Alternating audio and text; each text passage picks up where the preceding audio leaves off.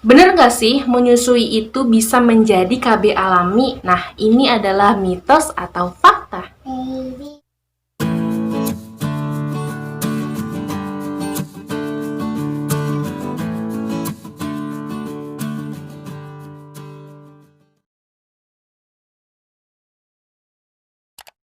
Assalamualaikum warahmatullahi wabarakatuh. Kembali lagi di Jurnal Bila. Di video kali ini, aku bakalan ngejelasin kalian apa sih yang dimaksud dengan metode amenorelaktasi atau MAL yang bisa digunakan untuk ibu-ibu menyusui. Nah, metode amenorelaktasi ini merupakan salah satu metode KB alami ya yang bisa ibu menyusui gunakan. Tapi sebelum kita lanjut, terima kasih buat teman-teman yang udah klik video ini ya. Dan bagi kalian yang belum subscribe, kalian harus tekan dulu nih tombol loncengnya supaya kalian bisa update video-video terbaru dari Jurnal Bila, dan aktifkan tombol loncengnya supaya kalian bisa ikutin terus nih video-video dari Jurnal Bila. Serta kalau kalian suka video ini, kalian harus like, komen, share ke sebanyak-banyaknya video ini ya ke sosial media yang kalian punya. Tonton video ini sampai selesai ya, jangan kalian skip supaya bisa menjawab pertanyaan-pertanyaan yang ada di benak kalian. Metode amenorelaktasi atau KB alami yang biasa disebut dengan MAL ini memiliki tingkat keefektifannya yaitu 98%, tapi kalau kamu bisa menggunakan sesuai dengan syarat yang berlaku. Jika kalian menggunakan metode amenorelaktasi ini dan gagal, berarti kalian itu tidak mengikuti syariat atau syarat yang memang harus kalian lakukan agar metode amenorelaktasi ini bisa berhasil. Nah, sebelumnya kita akan mengetahui dulu bagaimana sih cara kerja metode MAL ini ya, supaya kita bisa berpikir secara logika kenapa KB alami ini hanya bisa digunakan untuk ibu yang menyusui ya. Jadi memang KB MAL ini itu hanya bisa digunakan bagi ibu-ibu yang menyusui. Kalau ibu yang tidak menyusui berarti tidak bisa menggunakan KB MAL ini. Cara kerja metode amenorelaktasi ini yaitu dengan menghambat ovulasi ya. Jadi secara logikanya itu seperti ini. Karena tidak ada ovulasi berarti tidak ada sel telur yang memang bisa dibuahi. Jika tidak ada sel telur yang bisa dibuahi berarti tidak akan terjadinya ovulasi. Karena kalau tidak terjadi ovulasi, dalam kata lain berarti ibu tidak subur ya. Karena metode MAL atau metode amenorelaktasi ini ketika kita menyusui ya, atau ibu menyusui itu menghasilkan hormon yaitu hormon prolaktin dan hormon oksitosin. Ketika ibu menyusui bayinya, hormon prolaktin di tubuh kita itu akan menjadi tinggi dan otak akan menekan hormon estrogen di tubuh kita. Jadi ketika hormon progesteron itu tinggi ya, hormon estrogen itu rendah. Nah, ketika hormon estrogen itu rendah, maka tidak akan terjadi ovulasi atau yang namanya pembuahan. Jadi, mungkin di sini teman-teman akan mengerti ya. Ibu menyusui itu akan meningkatkan hormon prolaktin dan menurunkan hormon estrogen. Ketika hormon prolaktin tinggi, estrogen rendah, berarti ketika estrogen rendah maka tidak akan terjadi pembuahan atau pematangan sel telur. Kalau misalnya tidak ada sel telur yang bisa dibuahi, berarti tidak akan terjadi menstruasi ya. Tidak ada sel telur yang matang. Jadi akan terjadi kehamilannya atau tingkat kehamilannya itu rendah banget ya. Nah, oleh sebab itu, terkadang ibu yang menyusui ini mereka nggak mengalami yang namanya menstruasi ya.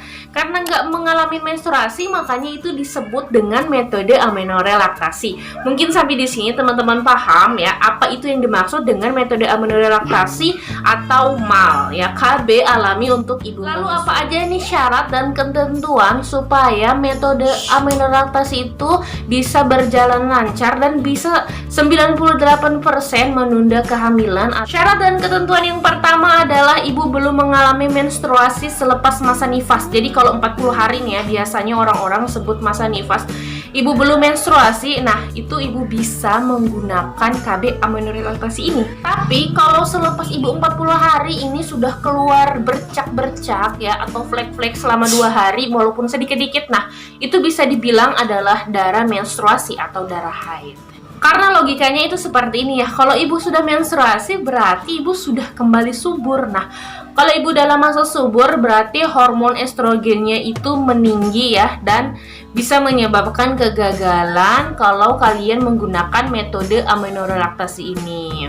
Syarat yang kedua adalah ibu menyusui bayinya 2-3 jam sekali atau biasa yang disebut dengan on demand ya. Di sini ibu harus menyusui bayinya itu hanya menyusui tok ya, tidak ditambah dengan susu formula, makanan tambahan atau lain-lain ya. Karena kalau misalnya bayinya itu udah dikasih makanan atau susu formula, jadi frekuensi dia menyusui ASI-nya itu juga kecil. Nah, supaya metode amenorelaktasi ini berhasil ya, kadar prolaktin di dalam tubuh itu harus selalu tinggi dan kadar estrogennya ini harus selalu rendah ya. Jadi contohnya kalau ibunya itu menyusuinya nggak 2 jam atau 3 jam sekali, maka suatu waktu hormon prolaktinnya itu akan tinggi dan bisa mengurangi tingkat keefektifan dari metode amenorelaktasi. Jadi contohnya seperti ini nih ya. Kalau misalnya tadi bayinya itu pagi-pagi dia bangun ya, ibunya menyusui setiap 2-3 jam sekali ya, on demand. Tapi pada malam hari ya, karena siklus tidur bayi itu sudah semakin panjang, jadi ibunya nggak ngebangunin setiap 2-3 jam sekali untuk menyusui. Nah, maka ini bisa menyebabkan kegagalan karena hormon prolaktinnya itu bisa rendah sewaktu-waktu dan estrogennya itu tinggi.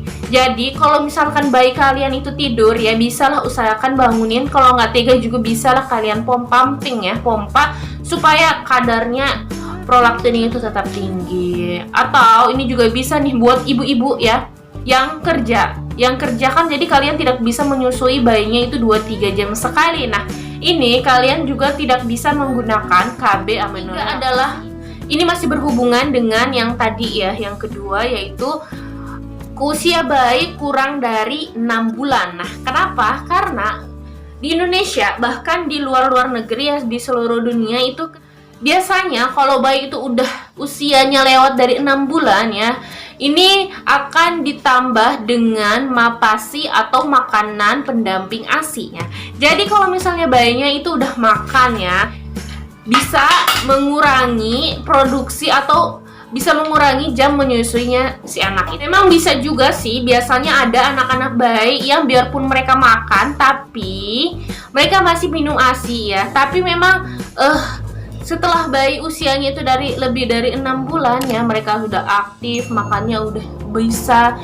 Ini sebaiknya ibu harus menyiapkan ya, menggunakan metode kontrasepsi hormonal atau metode kontrasepsi yang lain supaya menjaga keseimbangan ya, agar tidak menyebabkan terjadinya kebobolan. Yang tadi tuh kesimpulannya ya, syarat untuk bisa berhasil menggunakan alat kontrasepsi MAL. Yang pertama yaitu ibu belum menstruasi selepas masa nifas ya. Lalu yang kedua adalah menyusui bayinya 2-3 jam sekali atau on demand. Dan yang ketiga adalah batas metode amenorelaksasi ini sampai bayi berusia 6 bulan. Kalau 6 bulan ke atas itu udah nggak bisa lagi ya, atau sebaiknya ibu menggunakan alat kontrasepsi yang lainnya. Syarat yang tadi ada nggak sih yang bisa menyebabkan kalian tidak bisa menggunakan metode amenorelaksasi ini? Nah, beberapa orang memang tidak bisa menggunakan metode amenorelaksasi ini ya. Salah satunya itu yang pertama adalah bila ibunya mengalami atau sedang sakit HIV/AIDS ya, atau terkena HIV/AIDS. Nah, ini kan nggak bisa ya, karena HIV/AIDS itu bisa menular melalui air susu. Karena HIV/AIDS yang menular dari air susu, maka anak bayinya itu nggak bisa menyusui juga. Kalau nggak menyusui berarti, jadi kalau hormon prolaktinnya itu rendah dan hormon estrogennya tinggi karena ibunya nggak menyusui, nah ini tidak akan berhasil menggunakan metode amenorelaksasi. Adalah orang yang tidak bisa memenuhi syarat yang tadi tuh, yang belum haid setelah masa nifas, menyusui on demand, dan menyusui setelah bayinya 6 bulan. Nah, ini kalau tidak bisa memenuhi syarat tersebut, maka tidak akan bisa menggunakan metode amenorelaksasi ini. Lalu yang ketiga adalah ibu yang mengalami penyakit TBC atau batuk lama ya. Sebenarnya memang nggak ada masalah dengan TBC-nya itu, tapi ketika ibunya menyusui bayi ya, ini kan akan bertatapan langsung dengan anaknya. Nah, itu bisa itu bisa menyebabkan cairan-cairan lah istilahnya kalau ibunya batuk akan langsung terpapar kepada bayinya. Nah, ini juga bisa membahayakan bayinya.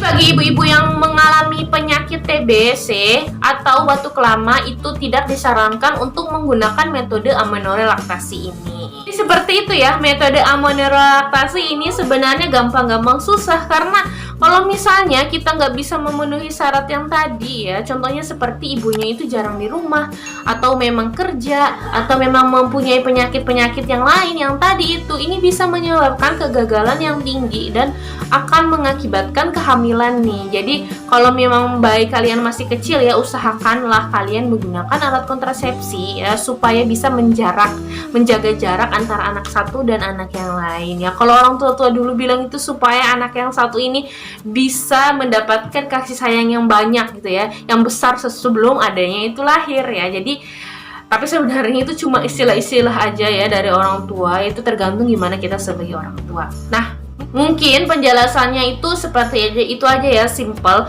Kalau misalnya ada yang belum kalian mengerti, kalian bisa nih tanya langsung di kolom komentar atau DM di Instagram saya ya, supaya kita bisa berkonsultasinya lebih lanjut, atau kalian bisa. Dan sebelumnya nih, bagi yang belum subscribe, yuk kalian harus subscribe dulu channel ini ya, supaya Jurnal Bila ini makin berkembang dan bisa memberikan informasi-informasi yang bermanfaat buat kalian semua.